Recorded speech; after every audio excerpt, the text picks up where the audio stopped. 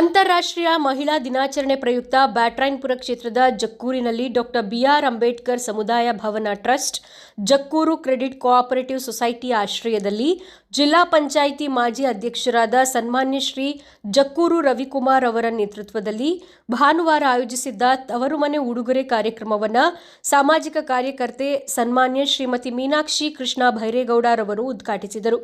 ನಂತರ ಅವರು ಮಾತನಾಡಿ, Jakkur credit cooperative society doctor B R Ambedkar ಸಮುದಾಯ ಭವನದ ವತಿಯಿಂದ ಅಂತಾರಾಷ್ಟ್ರೀಯ ಮಹಿಳಾ ದಿನಾಚರಣೆಯನ್ನ ಮಹಿಳೆಯರಿಗೆ ತವರು ಮನೆ ಉಡುಗೊರೆ ಕಾರ್ಯಕ್ರಮದ ಅಡಿಯಲ್ಲಿ 500ಕ್ಕೂ ಹೆಚ್ಚು ಮಹಿಳೆಯರಿಗೆ ಅರಿಶಿನ, ಕುಂಕುಮ, ಸೀರೆ ಸಹಿತ ಉಡುಗೊರೆ ನೀಡುವ ಮೂಲಕ ಅರ್ಥಪೂರ್ಣ ರೀತಿಯಲ್ಲಿ ಆಚರಿಸಿರುವುದು ಪ್ರಶಂಸಾರ್ಹ ಸಂಗತಿ. ಮಹಿಳೆಯರ ಉನ್ನತಿಯ ದಿಸೆಯಲ್ಲಿ ಇಂತಹ ಇನ್ನೂ ಹೆಚ್ಚಿನ ಕಾರ್ಯಕ್ರಮಗಳು ಸೊಸೈಟಿಯ ವತಿಯಿಂದ ಮೂಡಿಬರಲಿ ಎಂದು ಶುಭ ಹಾರೈಸಿದರು.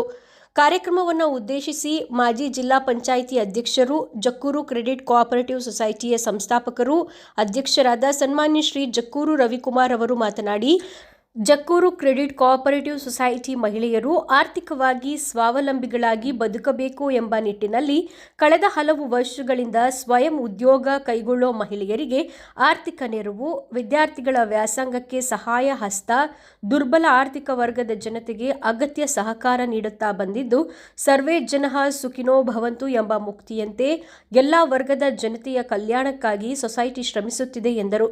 ಕಾರ್ಯಕ್ರಮದಲ್ಲಿ ಸಮಾಜ ಸೇವಕರಾದ ಸನ್ಮಾನ್ಯ ಶ್ರೀಮತಿ ಜಯಲಕ್ಷ್ಮಿ ರವಿಕುಮಾರ್ ಅವರು, ಆಯುರ್ವೇದ ತಜ್ಞರಾದ ಡಾಕ್ಟರ್ ಶ್ವೇತಾ ಚಿದಾನಂದ್ ರವರು, ರಾಷ್ಟ್ರಮಟ್ಟದ ಬಾಸ್ಕೆಟ್ಬಾಲ್ ಆಟಗಾರ್ತಿ ನೀರುಷಾ ದಿವಾಕರ್ ರವರು, ಶೋಭಾ ಆರ್ಕಿಡ್ ವೆಲ್ಫೇರ್ ಅಸೋಸಿಯೇಷನ್ ಅಧ್ಯಕ್ಷೆ ಸುಚಿತ್ರಾ ಮಿಶ್ರಾ ರವರು, ಕಾರ್ಯದರ್ಶಿ ಮಿತ್ರಿಕಾ ಧ್ರುವ, ಅಮೃತಹಳ್ಳಿ ಠಾಣೆಯ ಠಾಣಾಧಿಕಾರಿ ವಿದ್ಯಾಶ್ರೀ, ಜಕ್ಕೂರು ಕ್ರೆಡಿಟ್ ಕೋಆಪರೇಟಿವ್ ಸೊಸೈಟಿಯ ಉಪಾಧ್ಯಕ್ಷೆ ರತ್ನಮ್ಮ ದೇವರಾಜು, ನಿರ್ದೇಶಕರಾದ ಸುಮಿತ್ರಾ ನಾಗೇಶ್, ಮಾಲಾ ವಿ ಭಟ್, ವೀಣಾ ಆರ್ ವೆಂಕಟೇಶ್, ಬ್ರಹ್ಮಕುಮಾರಿ ಸಮಾಜದ ಅಕ್ಕ ಪವಿತ್ರ, ಎಎನ್ ಶೀಲಾ ಭಾಸ್ಕರ್ ಸೇರಿದಂತೆ ಇನ್ನಿತರರು ಉಪಸ್ಥಿತರಿದ್ದರು.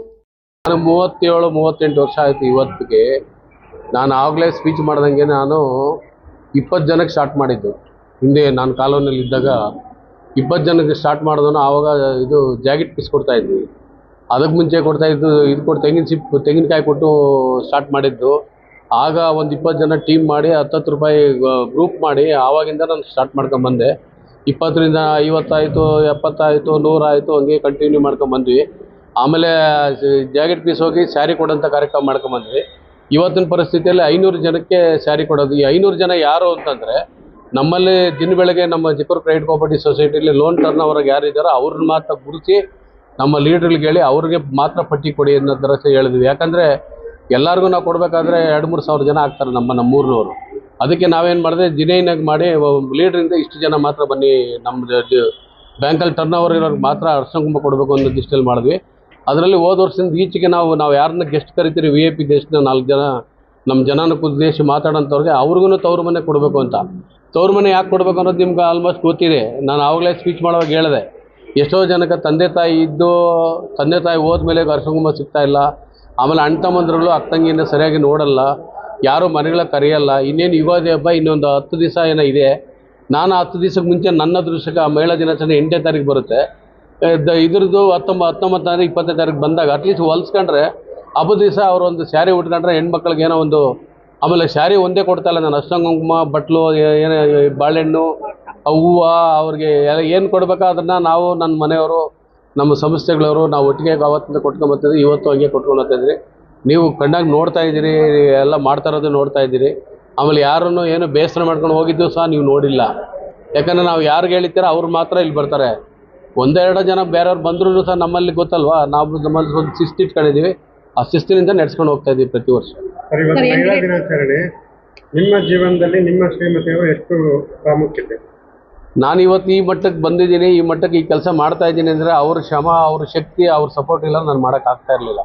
ಇವತ್ತು ನೀವು ನೋಡಿದ್ದೀರಿ ಎಷ್ಟೋ ಮನೆಗಳಲ್ಲಿ ಏನು ಮಾಡೋಕ್ಕೂ ಯಾರೂ ಬಿಡೋದಿಲ್ಲ. ಆದರೆ ನಮ್ಮ ಮನೆಯವರು ಇವತ್ತೆಲ್ಲ 24 hours ನಾನು ಫೋನೇ ಆಫ್ ಮಾಡಲ್ಲ. ರಾತ್ರಿ ಎಷ್ಟೊತ್ತಿನ ಬಂದು ನಾನು ಫೋನ್ ರಿಸೀವ್ ಮಾಡಿದ್ರು, ಯಾಕೆ ಇಷ್ಟೊತ್ತಿನ ಫೋನ್ ರಿಸೀವ್ ಮಾಡ್ತೀನಿ ಮಲ್ಕ ಅಂತಲೇ ಹೇಳಲ್ಲ. ಯಾಕಂತಂದರೆ ನಾವು ಕಷ್ಟದಿಂದ ಬಂದವರು, ನಾವು ಕಾಲೋನಿಯಲ್ಲಿ ಇದ್ದಂಥವ್ರು, ತುಂಬ ಕಷ್ಟದಲ್ಲಿ ಬಂದವರು. ಆ ಕಷ್ಟ ನಮ್ಗೆ ಅರಿವಾಗಿರೋದಕ್ಕೆ ನಾವೇನು ಮಾಡ್ತೀವಿ, ಇನ್ನೊಬ್ರು ಕಷ್ಟ ಆಗಬಾರ್ದು ಅನ್ನೋ ದೃಷ್ಟಿಯಲ್ಲಿ ನಾವು ದಿನ ಬೆಳಗ್ಗೆ ಈ ಒಂದು ಮೂಮೆಂಟ್ಸ್ ಇಟ್ಕೊಂಡ್ಬಿಟ್ಟಿದ್ವಿ. ಹಂಗೆ ಇವತ್ತು ನೋಡಿ ಅಂಬೇಡ್ಕರ್ ಸಮುದಾಯ ಭವನ ಟ್ರಸ್ಟ್ ಇಟ್ಕೊಂಡಿದ್ದೀವಿ. ಜಕ್ಕೂರು ಕ್ರೆಡಿಟ್ ಕೋಆಪರೇಟಿವ್ ಸೊಸೈಟಿ ಇದೆ. ಎರಡು ಸಂಸ್ಥೆಯ ಮುಖ್ಯಸ್ಥರುಗಳು ಅವರೆಲ್ಲ ನಮಗೆಲ್ಲ ಹೆಚ್ಚು ಶಕ್ತಿ ಕೊಡ್ತಾರೆ. ಆ ಸಪೋರ್ಟಿಂದ ಇವತ್ತು ನಾವು ಈ ಕೆಲಸ ಮಾಡ್ಕೊಂಡು ಹೋಗ್ತಾ ಇದ್ದೀವಿ. ಸರ್ GBA ಚುನಾವಣೆ ಬರ್ತಾ ಇದೆ, ತಾವೇನಾದ್ರು ಆಕಾಂಕ್ಷಿ ಇದ್ದೀರಾ ಈ ಬಾರಿ? ಆಕಾಂಕ್ಷಿ ಕ್ಯಾಟಗಿರಿ ಇದ್ದಿದ್ರೆ ನಾನು ಆಕಾಂಕ್ಷಿನೇ. ಏನೋ ನನ್ನ ಅದೃಷ್ಟಕ್ಕೆ ಕ್ಯಾಟಗಿರಿ ಆಗಿಲ್ಲ. ನಾವು ಕ್ಯಾಟಗಿರಿ ಆಗಿಲ್ಲ ಅಂತ ನಾವು ಇನ್ನೇನು ಮಾಡೋದು? ಇನ್ನು ನೋಡ್ತಾ ಕೃಷ್ಣ ಬೈರೇಗೌಡರ ಜೊತೆಗೆ ಬಹಳ ವರ್ಷಗಳಿಂದ ಗುರುತಿಸ್ಕೊಂಡಿದ್ದೀರಿ. ನನ್ನ 40 ವರ್ಷಗಳ ಇತಿಹಾಸ ಇದೆ ನನ್ನ ರಾಜಕೀಯ. ನಂದು ಏನಾದರೂ ನನ್ನ ಬಯೋಡಾಟನ ನೋಡಿಬಿಟ್ರೆ ಯಾರೂ ಆನ್ಸರ್ ಮಾಡೋಕ್ಕಾಗಲ್ಲ. ಆ ಮಟ್ಟಕ್ಕೆ ನಾನು ಮಾಡ್ಕೊಂಬಂದಿದ್ದೀನಿ. ಆಮೇಲೆ ಇಲ್ಲಿವರೆಗೂ ನನ್ನ ಜೀವನದಲ್ಲಿ ಒಂದು ಚುಕ್ಕೆ ಇಲ್ಲದೆ ಜೀವನ ಮಾಡ್ಕೊಂಬಂದಿದ್ದೀನಿ ಅಂತ ನಾನು ಎಲ್ಲಿ ಬೇಕಾದ್ರೂ ಹೇಳ್ತೀನಿ. ಅದು ಯಾರನ್ನ ಪಬ್ಲಿಕಲ್ಲಿ ನಿನ್ನ ವ್ಯಕ್ತಿತ್ವ ಬಗ್ಗೆ ಹಿಂಗಿದೆ ಅಂತಂದರೆ ಅಲ್ಲೇ ಸ್ಪಾಟಲ್ಲಿ ಸೂಸೈಡ್ ಮಾಡ್ಕೊತೀನಿ. ಯಾಕೆಂತಂದರೆ ಲೀಡರ್ಶಿಪ್ ಕ್ವಾಲಿಟಿನ ಇವತ್ತು ಮಾಡಿ ನಾನು ಏನಂತ ಜನ ಕರೀತಾರೆ ಜನನಾಯಕ ಅಂತಾರೆ. ಜನರ ಜೊತೆಗಿಲ್ಲ ನಾನು ನಾಯಕನಾಗೋಕ್ಕಾಗುತ್ತಾ? ಸಾಧ್ಯ ಇದೆಯಾ? ಬಟ್ ಅದನ್ನು ನೋಡೋರು ಮಾಡೋರು ಅವ್ರು ಅರ್ಥ ಮಾಡ್ಕೊಂಡು ನೋಡಬೇಕು. ವ್ಯಕ್ತಿ ಏನು ಇನ್ನೊಂದು ಏನು ಅಂತ ನೋಡೋರು ಮಾಡಬೇಕು. ಆಮೇಲೆ ನಮ್ಮದು ಸರ್ಕಾರ ಇರೋರು ಅವರು ನಮ್ಮ ವ್ಯಕ್ತಿತ್ವನ ನೋಡಿ ಅವ್ರು ಅಳಿಬೇಕು. ನಾನು ಹಿಂಗೆ ಮಾಡಿ ಬಿಡಿ ಅನ್ನೋ ಥರಕ್ಕೆ ಹೇಳೋ ಅಭ್ಯಾಸ ನನಗಿಲ್ಲ ಅವತ್ತಿಂದನೂ. ಏನು ಹಿಂದೆ ಬಸವಲಿಂಗಪ್ಪನವರ ಶಿಷ್ಯ ನಾನು.